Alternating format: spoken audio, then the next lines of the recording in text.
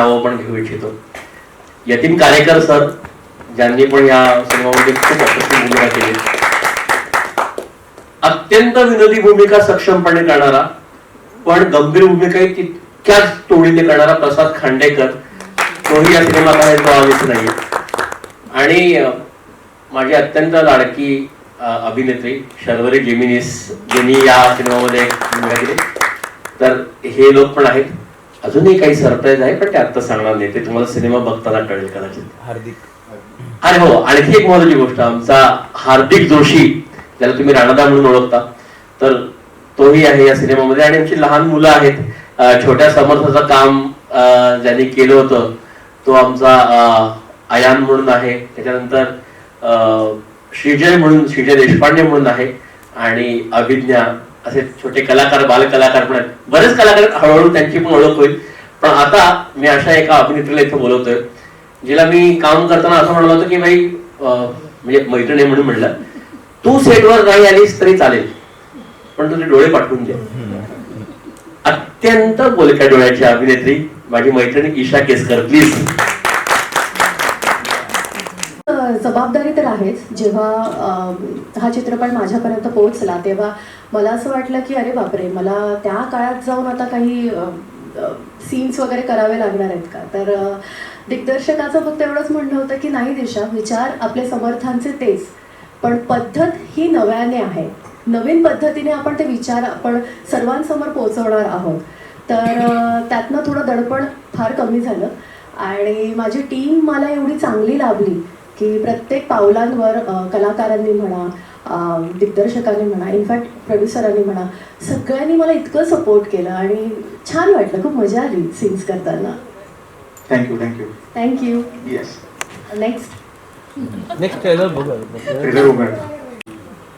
लहानपणापासून हे संस्कार मी पुण्याचा मूळचा असल्यामुळे हे होत आले. त्यामुळे या संस्कारांची किती गरज आहे आत्ताच्या काळात हे मला स्वतःला जाणवलं. आणि जेव्हा योगेश आणि अमोल या दोन मित्रांनी या सिनेमासाठी विचारलं तेव्हा नाही म्हणण्याचा प्रश्नच नव्हता. कारण समर्थ रामदास स्वामी हे फक्त संत नव्हते, तर मनाला घडवणारे विचारवंत होते.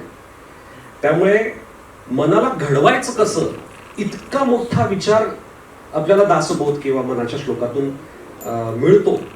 तर अशाच विचारांवर आधारलेला हा सिनेमा आहे.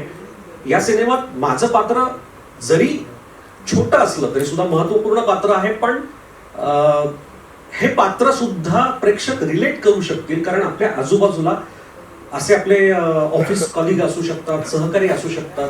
तुम्हाला हे पात्र सुद्धा रिलेट होईल नक्कीच. आणि मिश्किल पात्र आहे. योगेशने जरी उल्लेख केला असला तरी अतिशय मिश्किल, हसत खेळत गमती करणारं हे पात्र आहे. आमच्या नायकाच्या ऑफिसमध्ये त्याचा सहकारी असतो. त्यामुळे आणखीन एक विशेष मानस, हे जे पात्र लिहिण्यामध्ये सुद्धा तुझा खूप मोठा वाटा आहे, कारण खूप छान डायलॉग्स तू या पात्राचे लिहिले. त्यामुळे मला मारणे हे पात्र साकारताना खूप मदत झाली लेखकाकडून. थँक्यू. ऍक्च्युली हे ऐकण्यासाठी मी प्रश्न विचारला होता. मी खूप जवळनं बघितलं. आम्ही रात्री कधी कधी असं झालं की रात्री 1 वाजता तुला वेळ मला वेळ, आपण रात्री 1 वाजता ऑनलाईन भेटूयात आणि रिडिंग करूयात. अशा प्रोसेसमध्ये स्वतःला या कॅरेक्टरमध्ये तू इन करायचा प्रोसेस केलीस किंवा कॅरेक्टरचा अभ्यास केलास. सो तुझा एक्सपिरियन्स कसा होता. कारण मी भूषणला अनेक वेगवेगळ्या भूमिकांमध्ये पाहिले, पण मी याच्यामध्ये नक्की सांगतो, मी पाहिलेलं भूषण किंवा मी डिरेक्ट केलेलं भूषण या फिल्ममध्ये वेगळं आहे. So how was your experience Bhushan. Thank you Yogesh. आपली सुद्धा अनेक वर्षांपासूनची मैत्री आहे. मला वाटतं 15-1 वर्षांपासून बिटवीन द लाईन्स म्हणून एक नाटक केलं होतं, मृण्मयीने डिरेक्ट केलं होतं, ते मृण्मयी देशपांडेने. त्यावेळेला आमची ओळख झाली होती. त्यानंतर अनेक वेळा इंडस्ट्रीमध्ये भेट झाली, पण काम करण्याचा योग आला नव्हता. आणि तो इतक्या छान चित्रपटासाठी आला. खूप स्ट्रॉंग कॅरेक्टर आहे.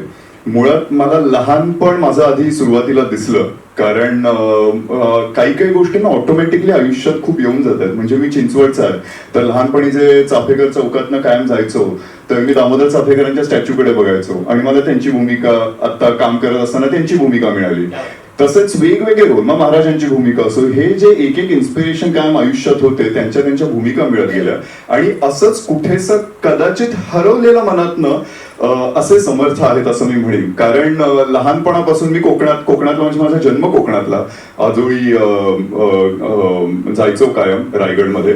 आणि रायगडला गेलो असताना मला कायम दिसायचं की आजी आजोबांच्या घरी म्हणजे जे आपल्या पणजोबांचे वगैरे फोटो लावलेले असतात, तर न चुकता एक फोटो हा कायम असायचा, हा समर्थ रामदास स्वामींचा होता. तर त्यामुळे ते लहानपणापासून एक कुतूहल होतं. रायगडावर फिरायला जायचो, त्याचबरोबर शिवथरवेळीला गेलेलो आहे, मग ती मूर्ती बघणं, त्यांच्या हातात दासबोध, ते खूप कुतूहल लहानपणापासूनच होतं. आणि कधी वाटलं नव्हतं आयुष्यात की असा त्या रेफरन्सनी त्यांचे विचार पोहोचवण्याचा चित्रपट बनेल आणि त्याच्यात मला काम करण्याची संधी मिळेल.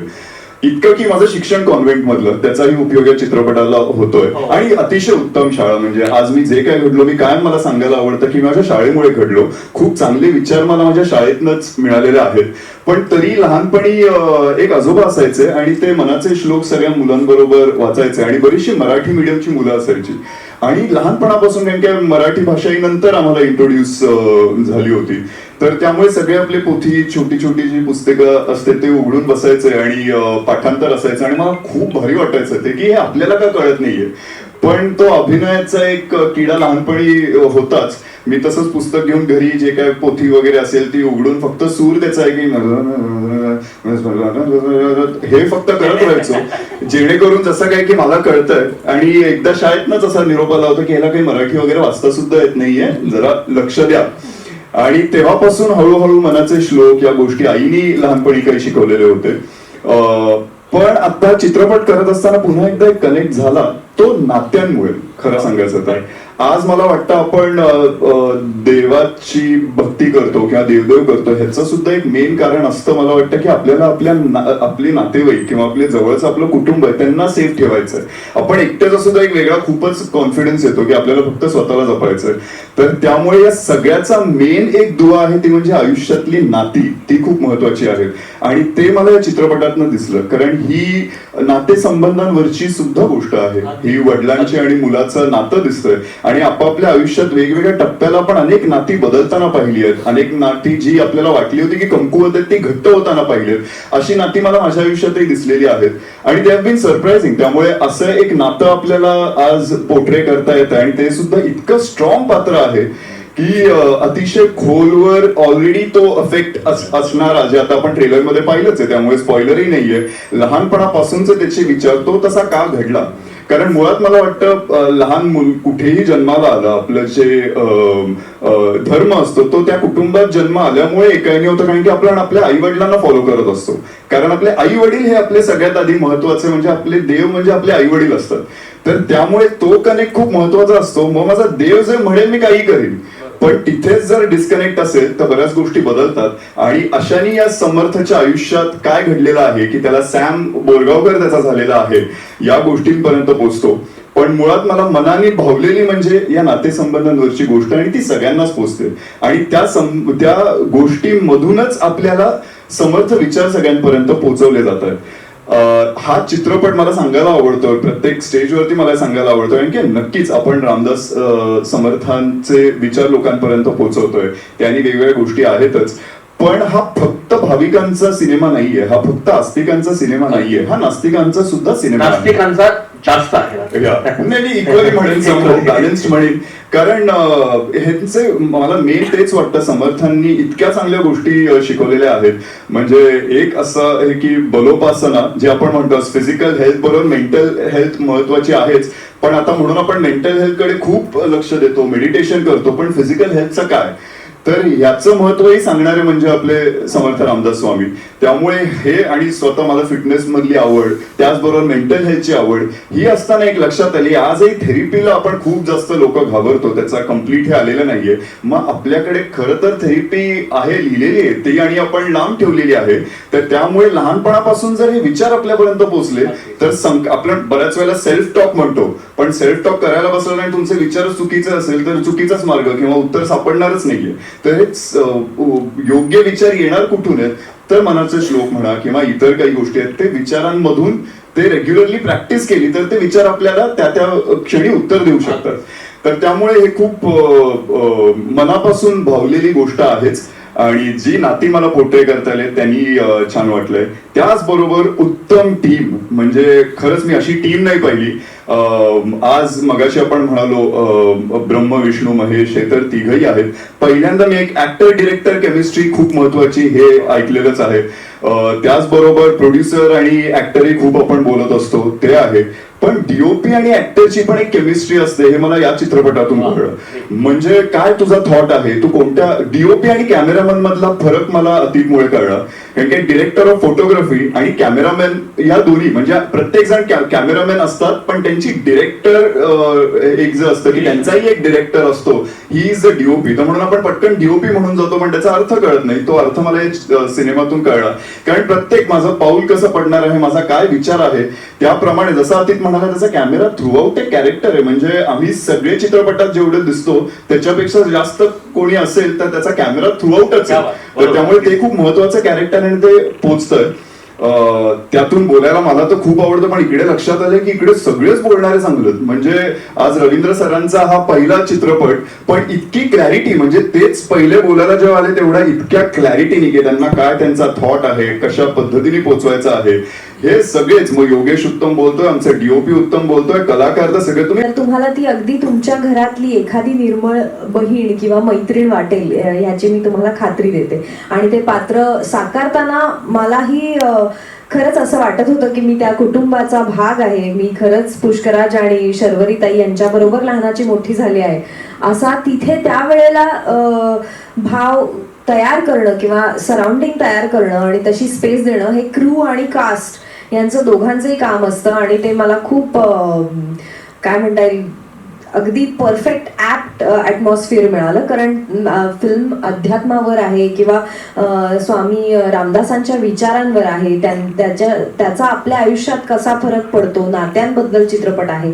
सो ह्या सगळ्याचं रिफ्लेक्शन म्हणून तिथे उभं राहताना आमच्यातला खट्याळपणा, मस्तीखोरपणा, एक ॲटिट्यूड हे सगळं बाजूला ठेवून निर्मळ होणं हे खूप एकट्याचं काम नाही ते, असं मला वाटतं. आणि ते अचीव्ह करायला टीमवर्क लागतं, जे योगेश तुझ्या राज्यात मला मिळालं त्याबद्दल थँक्यू सो मच. एक गोष्ट मेन्शन करायची, आम्ही सगळे कोकणात शूट करत होतो लाटघरला. आणि लाटघरला आमचं जे जेवण होतं ते शूटिंगचं नेहमी येणारं जेवण नव्हतं. सज्जनगडावरती जे प्रसाद तयार करतात तिकडचे आचार्य आमच्यासाठी लाटघरमध्ये आले होते आणि अत्यंत सात्विक असं जेवण तिथे असायचं. आम्ही सगळे कलाकार लिटरली जातो छान मांडी घालून शांतपणे त्याचा आस्वाद घ्यायचो. खूप पवित्र वातावरणामध्ये आणि खूप छान मनमोकळ्या वातावरणामध्ये आपण हा सिनेमा शूट केला. ऍब्सोल्युटली. म्हणजे सेट आहे किंवा टेक्निकल गोष्टी चालू आहेत आजूबाजूला, कॅमेरा आहे, ह्या सगळ्याचा विसर पडत होता अक्षरशः. म्हणजे अगदी आपले जे आर्ट डिरेक्शन असतं त्यांनी जे मंदिर उभारलंय समर्थांच्या घरचं, म्हणजे समर्थच्या घरचं, ते इतकं खरं आहे, इतकं आपलंसं वाटलं ते. इनफॅक्ट सगळे कलाकार हे करतात की नाही मला माहित नाही, पण बरेचसे कलाकार, मी तरी हे करते की माझ्या भूमिकेचं काहीतरी एक वस्तू किंवा एखादी गोष्ट मी ते पात्र झाल्यावर घेऊन टाकते, चोरते. आणि छोटंसं असतं काहीतरी, ते कानातलं असू शकतं, टिकली असू शकते, एनिथिंग. तर ह्या वेळेला मला ती मूर्ती इतकी म्हणजे भावली खरं सांगायचं तर, पण ती नाही चोरता आली मला. ते जरा रॉंगच वाटेल, मॉरली पण ते रॉंगच आहे. पण सो या, पण म्हणजे खरंच खूपच ते घर, अगदी ते किचन, म्हणजे तिथे जे आम्ही जे वावरत होतो, सीनसाठी एंट्री घेत होतो, असं वाटत होतं आपण दिवस रात्र करत राहूया, नकोच मिळू दे, व्यवस्थित ओके शॉट होऊच नये, तिथेच राहावं, तिथेच जगावं, बंब पेटवावा, आंघोळ करावी, आपले थोडीशी भाज्या लावून काय शेती करावी, असं अक्षरशः असंच वाटत होतं. तिथे मी सुमा म्हणूनच जगले. 4-5 मांजरही गोळा केली होती मी, तुला माहिती आहे. सो अगदी रुळले होते मी. Thank you so much. Thank you Isha, thank you so much. Sorry मला हे सांगायला फार मजा येते. ह्या सिनेमामध्ये आम्ही अत्यंत छान मराठी भाषा वापरली, पण त्याच्या बरोबर विरुद्ध असलेला एक व्यक्ती म्हणजे आमचा cinematographer DOP Atit Nayak. Atit please come. तुम्ही याला आबरा का डाबरा म्हणून एक फेमस फिल्म होती ज्यामध्ये ॲज अ चाइल्ड आर्टिस्ट म्हणून पाहिलं होतं, अनेक फिल्म्स, अनेक ऍडव्हर्टाइजमेंट. ह्याला सांगितलं की फार ओशाळासारखं होतं, अरे आम्ही एवढे असे छान दिसत नाही, आम्ही एवढ्या सिनेमामध्ये ऍक्टिंग केली नाही म्हणून आम्हाला वाईट वाटतं. सो तो आता तर he is now our DOP, ज्यांनी या सिनेमा अत्यंत सुंदर पद्धतीने आणि अत्यंत ग्राउंडेड त्या सिनेमाची गरज ओळखून हा सिनेमा शूट केलाय. सो अतिथ, मराठी विचारतो, उत्तर तुझ्या भाषेत दे. तुझा अनुभव कसा होता? First of all thank you. मला काहीतरी वेगळं एक्सपिरियन्स झालं समर्थ फिल्ममुळे, समर्थ फिलॉसॉफीमुळे, आणि मला काहीतरी नवीन आणता आलं सिनेमा थ्रू. माझा कॅमेरा, माझी लाइटिंग एक कॅरेक्टर होतं या पूर्ण स्पेसमध्ये. मला ते कॅरेक्टर्सचे इमोशन्स, त्यांचं जे मेलनकॉली ती आहे ती दाखवता आली. And it was a great experience to bring that energy on to this. And very grateful to the actors, to Amol, to Ravindraji, to Yogesh, the writers, all my fellow HODs, that they put so much effort into just making something that could have been very simple into something so magical. It kind of feels grounded in philosophy yet not heavy on it, and that is something I think the audience will take with it. So thank you. I hope that is what actually it is. हे जे English शब्द आहेत ह्यामुळे पण एक खरं सांगतो, या चित्रपटाचा आम्ही प्री प्रोडक्शन करत असताना ऑलमोस्ट 35 दिवस हा माणूस आमच्या बरोबर DOP म्हणून पूर्ण प्लॅनिंग करायला, मी काय लाइटिंग करणार आहे, तुझा काय सीनची कोरिओग्राफी आहे ती सांग मला. याचं प्री प्रोडक्शन मध्ये 35 दिवस हा माणूस आमच्याबरोबर पूर्ण वेळ बसून होता, एकी सोडून. सो ही खूप मोठी गोष्ट आहे. He is very dedicated toward his work. Me English बोलायला लागलो, याच्यामुळे बऱ्याच गोष्टी माझ्या सुधारल्या इंग्लिश मधल्या तरी. पण खूपच छान मजा आली अतिथ बरोबर काम करताना. आणि अतिथ, थँक्यू सो मच, कारण हा सिनेमा इतका छान दिसतोय, या सिनेमाचा भाव इतका छान दिसतोय, त्यामध्ये तुझा सगळ्यात मोठा हात आहे. thank you. Thank you so much आणि व्हेरी सॉरी. आणि प्लीज मला तुझ्याकडून ऐकायला आवडेल की तुझी ही प्रोसेस कशी होती, कारण इट्स व्हेरी डिफरंट पुष्कळ. सगळ्यांनी असा पुष्कळ पाहिला नाहीये. धन्यवाद हे तू बोलल्याबद्दल. आणि मला फार बोलायचं नाहीये अजिबातच. मला एवढं म्हणायचं आहे की जे काही आता तुम्ही ट्रेलरमध्ये बघितलंय आणि जे चित्रपटामध्ये बघणार आहात तशा पद्धतीचा माणूस तुम्ही एक्सेप्ट कराल, माझ्यातलं नट एक्सेप्ट कराल अशी माझी इच्छा आहे, अपेक्षा आहे. या चित्रपटाच्या निमित्ताने काही गोष्टी झाल्या. मनाचे श्लोकांमधलं एक माझ्या डोक्यामध्ये सतत राहिलेली गोष्ट अशी यायची. मी कॉन्व्हेंट शाळेत शिकलोय, भूषण बरोबर मी पण चिंचवडमध्येच होतो, आम्ही एकत्र शिकलोय, एकाच बॅचचे आहोत. येस. तर सिस्टर कन्सर्न स्कूलमध्ये आम्ही शिकलो आहोत. आणि आता आम्ही हे मुलगा आणि बाप अशी पात्र साकारतोय. तर मनाचे श्लोक संस्कार वर्ग असायचे, मनाचे श्लोक शिकवले जायचे. आणि एका नाटकामध्ये एंट्री घेणारं एक पात्र होतं आणि पडद्यामधनं एंट्री घेताना काहीतरी म्हणत यावं म्हणून कोणीतरी हे म्हणालं होतं, अनुदिनी अनुतापे तापलो रामराया परमदिन दयाळा निरसी मोहमाया अचपळ माझे नावरे आवरिता तुझं विन क्षीण होतो धावरे धावा आता. तो मिनवेस नाटकामध्ये प्रभाकर पणशीकर एंटर करताना हे म्हणत यायचे. आणि तेव्हा ती चाल, ते शब्द, त्या सगळ्या गोष्टी, तुझं विन क्षीण होतो धावरे धावा आता, ह्याची कल्पना हे आधी असं वाटायचं की आपण काय एवढा धावा करतोय कुठल्याही देवाचा, कशाचाही, हे कळायचं नाही. पण आता या सगळ्या वर्षात आयुष्य जगताना, हे जे काही कॉम्पिटेटिव्ह वर्ल्ड आहे याच्यामध्ये जगताना गोष्टी मला कळल्या की याचा अर्थ काय आहे, की आपल्याला कशाची गरज वाटते. दुसरी गोष्ट मला या प्रोसेसमध्ये एक जाणवते की मनाच्या श्लोकांचे वेगवेगळे अर्थ आहेत, वेगवेगळ्या पद्धतीने इंटरप्रेट केल्यासारखे आहेत. एक श्लोक आहे, मरे एक त्याचा दुजा शोकवा आहे अकस्मात तोही पुढे जात आहे. हा श्लोक म्हटलं तर एक माणूस मरतोय वाटतं का, त्याच्याबद्दलचं काहीतरी आहे की तो माणूस, दुसरा माणूस शोक करत बसलेला आहे, तो गेला, त्याची सुटका झाली त्या सगळ्या गोष्टीतनं, आणि अकस्मात राहिलेला माणूसही पुढे जात आहे. तर माझ्यातही मला असं वाटतंय की की आपल्यामध्येही दोन लोक असतात, जो मी पण आहे तो मरावा आणि अकस्मात हा माणूस उरलेला पुढे जावा, अशी माझी इच्छा आहे. आणि या प्रोसेसमधनं हे मला कळलेलं आहे योगेश, हे तुमच्यामुळे कळलेलं आहे. योगेश, अमोल सर, माझे सगळे सहकलाकार, अतिच specially I will mention you very specially. It's a very very very beautiful journey with you. Ravindra sir, thank you, माझ्यावर विश्वास दाखवलात आणि या वेगवेगळ्या गोष्टींचे वेगवेगळे अर्थ मला कळावेत.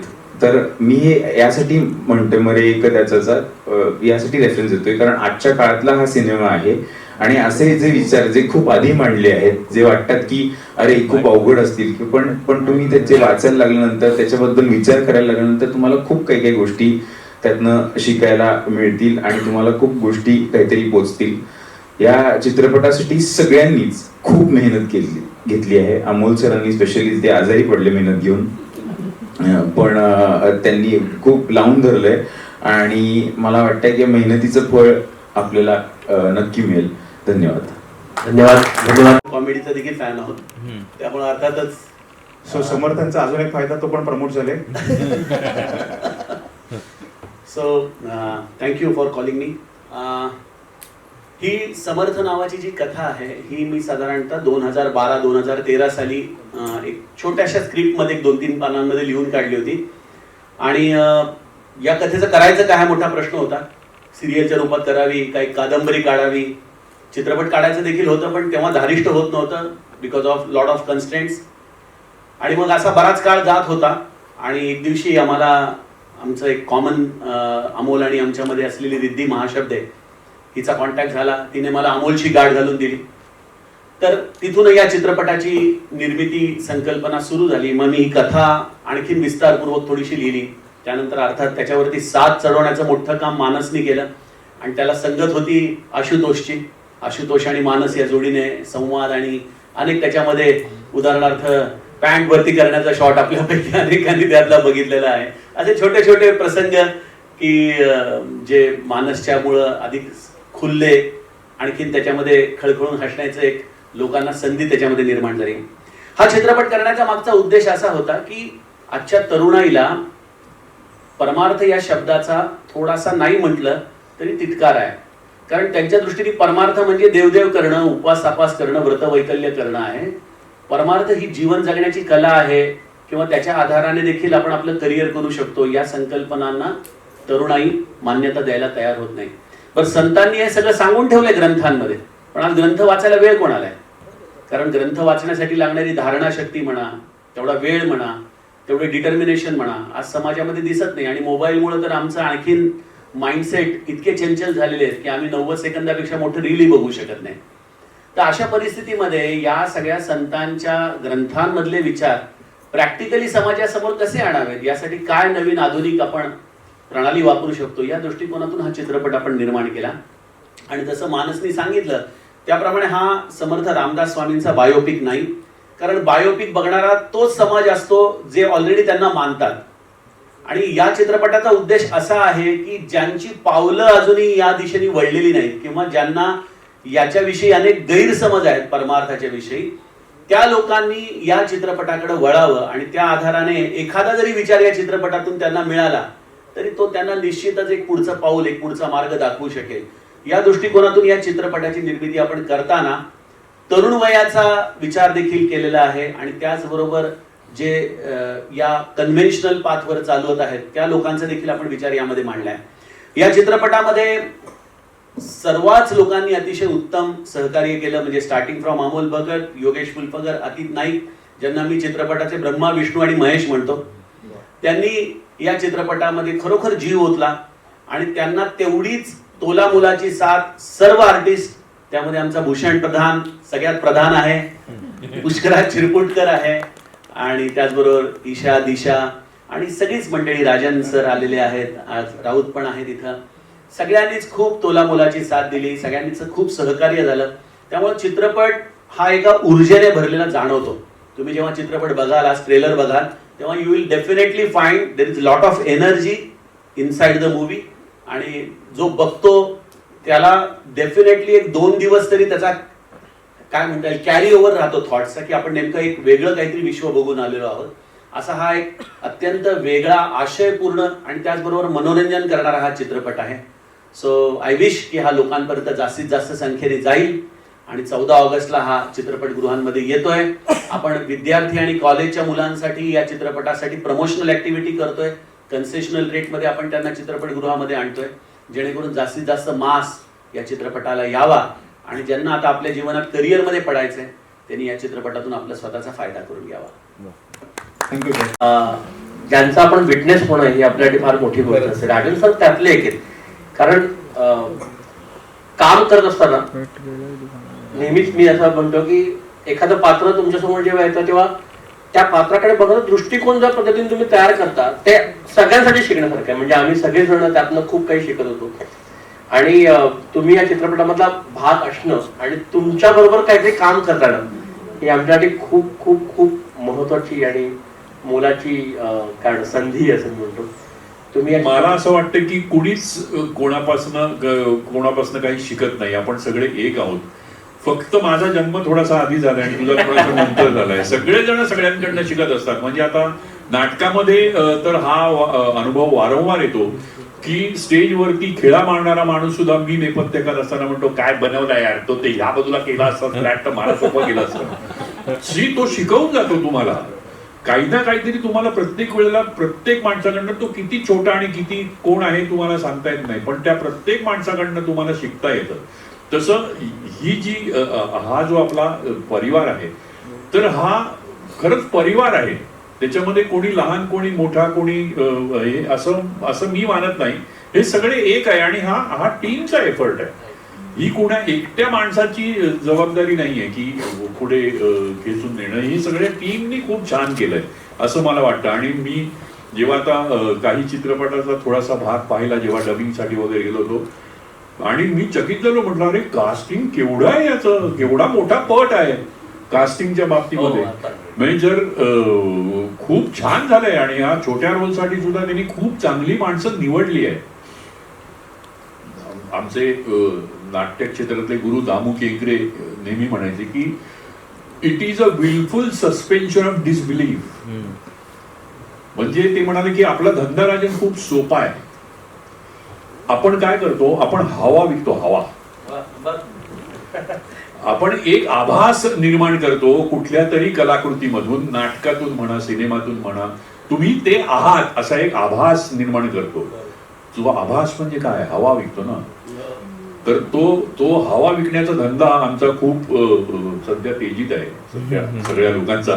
पण तो आभास नीट निर्माण करता आला पाहिजे आणि त्याचं सगळ्यात प्रमुख त्याचं म्हणजे काय म्हणतो त्याला, त्याच्यासाठी जे लागणारं प्रमुख हे आहे ते म्हणजे त्याचं कास्टिंग. ते कास्टिंग जर चांगलं असेल ना की तर हा आभास पटकन निर्माण होऊ शकतो. आणि ह्याचं कास्टिंगला खरंच योगेशला 100 मार्क दिले पाहिजेत त्याच्यासाठी. त्यांनी खूप छान कास्टिंग केलंय. सगळ्यांनी कामं पण उत्तम केले आणि चित्रपट बघताना खूप मजा आली मला. तुम्हालाही मजा येईल. तुम्ही आज ट्रेलर बघताय तर हे तर त्याचं लघुरूप आहे. तुम्ही ज्या वेळेला आपण सिनेमा बघू तेव्हा तुम्हाला त्याचा सगळ्यांचा अंदाज येईल. आणि खूप बरं वाटलं तुम्ही एवढ्या संख्येनं इथे आलात. धन्यवाद. थँक्यू.